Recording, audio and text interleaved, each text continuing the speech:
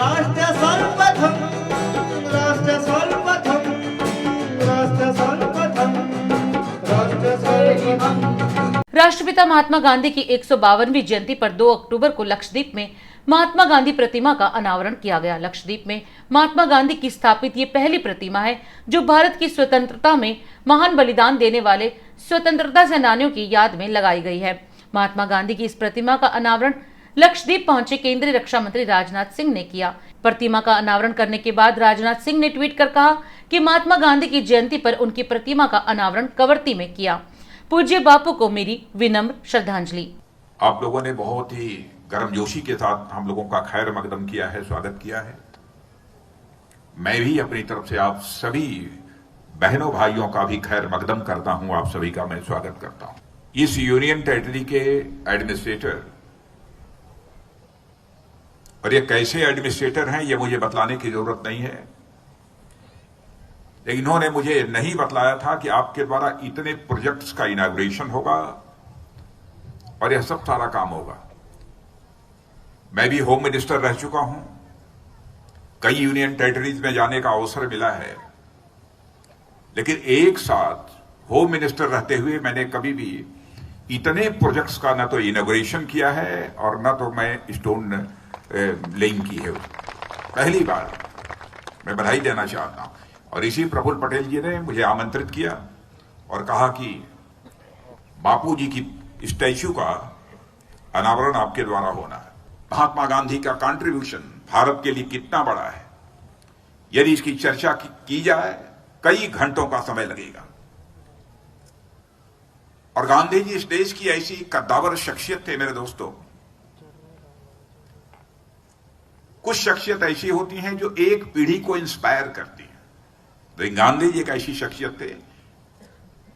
पीढ़ी दर पीढ़ी, जनरेशन के बाद दूसरी जनरेशन, तीसरी जनरेशन, चौथी जनरेशन, जो भी आगे आने वाली जनरेशन हैं, उनको बराबर महात्मा गांधी के जो आदर्श हैं, महात्मा गांधी के जो वसूल हैं, महात्मा गांधी के जो सिद्धांत हैं, वह नौजवानों को इंस्पायर करते रहेंगे, हर जनरेशन को इंस्पायर करते रहेंगे। यह बात मैं विश्वास के साथ कह सकता हूं।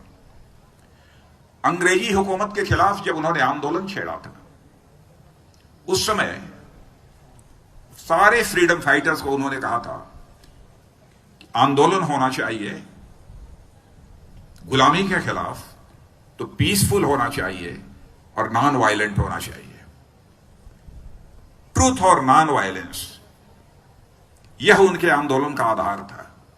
कोई यह कल्पना नहीं कर सकता कि कोई आंदोलन करे, आजादी हासिल करने का इतना बड़ा लक्ष्य उसके सामने हो, और वह कहे किसी भी प्रकार की हिंसा नहीं होनी चाहिए, किसी प्रकार का वायलेंस नहीं होना चाहिए, और जनता को झूठ बोलकर गुमराह भी नहीं किया जाना चाहिए, यानी ट्रुथ का ही सहारा लेना चाहिए, सत्य का ही सहारा लेना चाहिए। केवल एक शख्सियत इस हिंदुस्तान की धरती पर पैदा हुई जिसका नाम था महात्मा गांधी।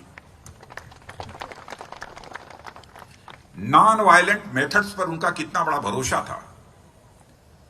उन्होंने कई बार वायलेंस करने वालों के कारण जो है अपने आंदोलन को बीच में रोक दिया था, अपने आंदोलन को बीच में स्थगित कर दिया था। यह कोई छोटी बात नहीं है। क्राइसिस ऑफ क्रेडिबिलिटी, विश्वसनीयता का संकट उन्होंने अपने जीवन में कभी भी पैदा नहीं होने दिया। महात्मा गांधी जो कहते थे उसे करते थे। उनके वर्ड्स और उनके डीड्स, इन दोनों में कोई अंतर नहीं था। इसीलिए लोग महात्मा गांधी की बातों पर विश्वास किया करते हैं। और अपनी इस क्रेडिबिलिटी के कारण गांधी जी फ्रीडम स्ट्रगल के दौरान केवल भारत ही नहीं, दुनिया के पॉलिटिकल स्टारवर्ड्स में इनकी गणना होने लगी थी। जब भारत को आजादी मिली तो उन्होंने कोई भी पद लेने से इंकार कर दिया था। उनका कद किसी पद का मोहताज नहीं था। यही कारण था कोई पद न होने के बावजूद उनका कद, उनका स्टेचर इतना बड़ा था कि 1948 में जब गांधी जी की डेथ हुई तो सारी दुनिया ने, पूरे वर्ल्ड ने उनके मृत्यु के बाद उनकी हत्या पर दुख व्यक्त किया था। सच्चाई यह है कि गांधी जी एक खुली किताब की तरह है। उनके पास छिपाने के लिए कुछ नहीं था। इसके बावजूद वो उपदेश देने में बिल्कुल यकीन नहीं रखते थे। एक ऐसी शख्सियत थे, बराबर वह कहा करते थे कि my life is my message, यानी मेरी जिंदगी ही मेरा पैगाम है। मैं मुंह से कोई संदेश देने पर ज्यादा विश्वास नहीं करता, बल्कि अपने जीवन में आचरण करके, अपने जीवन में उतार कर ही उसका संदेश मैं देना चाहता हूं।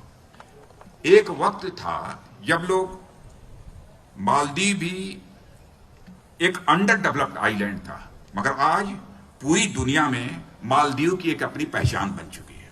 मैं आपको यकीन दिलाता हूं, इस लक्षद्वीप की भी दुनिया में एक अपनी अलग पहचान बनकर रहेगी। दुनिया की कोई ताकत रोक नहीं सकती। हमारी सरकार लक्षद्वीप में अगला मालदीव बनाने का पोटेंशियल देख रही है, इसीलिए इतनी तेजी के साथ लक्षद्वीप में काम हो रहे हैं। और लक्षद्वीप को अगला मालदीव बनने में वक्त नहीं लगेगा। इसके लिए सबको साथ आगे आना होगा, और सबके साथ से ही सबका विकास होगा, और इसके लिए सबका विश्वास और सबका प्रयास भी जरूरी है। इन्हीं शब्दों के साथ मैं पुनः आप सभी का अपनी तरफ से अभिनंदन करते हुए, और पूज्य महात्मा गांधी जिनका आज जन्म दिवस है, इस अवसर पर उनके श्री चरणों में अपनी श्रद्धांजलि अर्पित करते हुए अपना निवेदन समाप्त करता हूं। आप सबको बहुत बहुत धन्यवाद। और अधिक खबरों के लिए आप हमारे YouTube चैनल दैनिक इंडिया दर्पण को अभी सब्सक्राइब करें और नोटिफिकेशन के लिए बेल आइकन को प्रेस करना ना भूलें।